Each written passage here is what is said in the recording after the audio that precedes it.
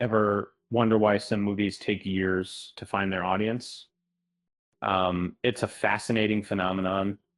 Um, some films are simply ahead of their time or misunderstood upon initial release. This different Ridley Scott's 2012 sci-fi spectacle is a prime example. Um, and the film earned over $403 million worldwide, uh, but was met with a surprisingly divided reaction. Um, Audiences and critics wrestled with its bold ambitions. Uh, was it a worthy addition to the universe, or um, a frustratingly complex departure?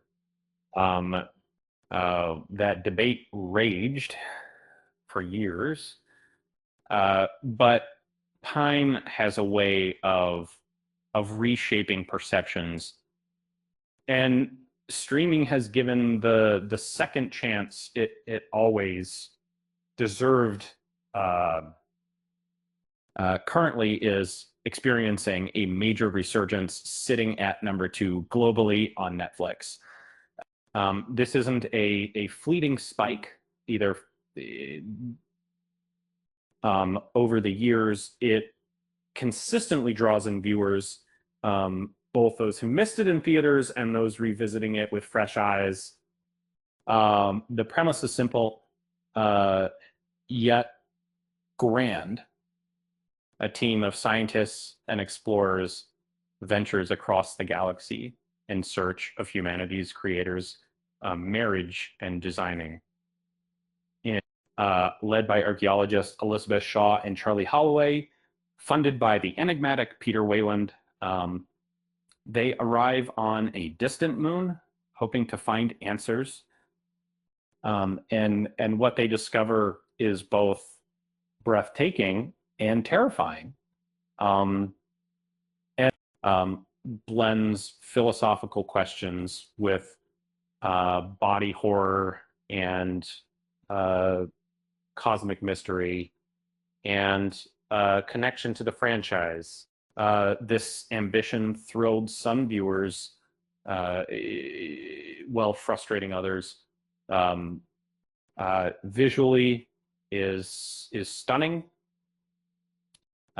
Scott's direction delivers a scale and atmosphere few modern sci-fi films can match. The film asks profound questions about creation and purpose, elevating it beyond typical monster movie tropes.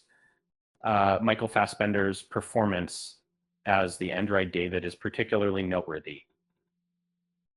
He's unsettling, curious, and quietly menacing.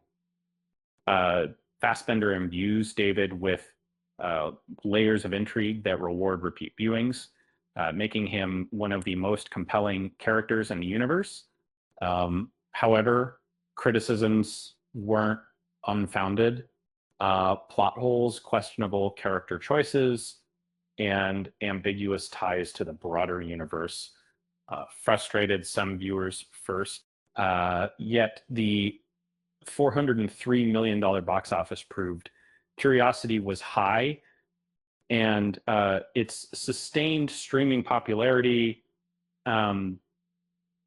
suggests time has softened even the harshest critiques of.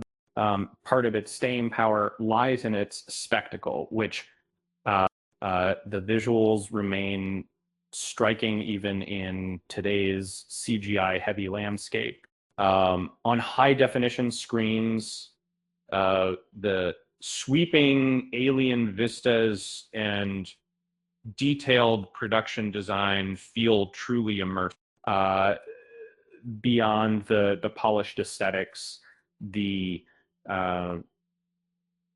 slow burn dread of also translates perfectly to at-home viewing. Ridley Scott builds tension patiently, letting unease settle before unleashing moments of horror. It's an absorbing experience that's easy to sink into. Then there's the film's enigmatic nature. Um, doesn't offer easy answers. It invites that ambiguity makes it endlessly discussable and highly rewatchable. Viewers return to parse clues and reconsider motivations. This latest surge in streaming popularity is also fueled by renewed franchise interest. The success of and other recent installments has drawn fans back to Scott's ambitious prequel. The real tragedy of isn't that it divided audiences. It's that it began a story that was never fully concluded. And Scott returned with in 2017, deepening the connection to the established mythology, pushed David's arc into darker territory, and set up a final installment that could bridge the gap. And sadly, that chapter never materialized. The franchise shifted direction, and Scott moved on to other projects. However, Scott hasn't entirely closed the door. He's expressed interest in returning to the prequel saga if he finds the right idea. And as In the Spark of Hope feels increasingly significant and making up.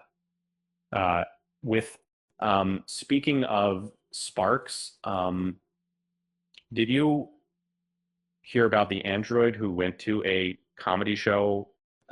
He had no emotion, but everyone said his delivery was synthetic.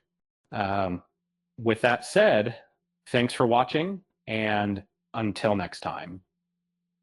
Bye.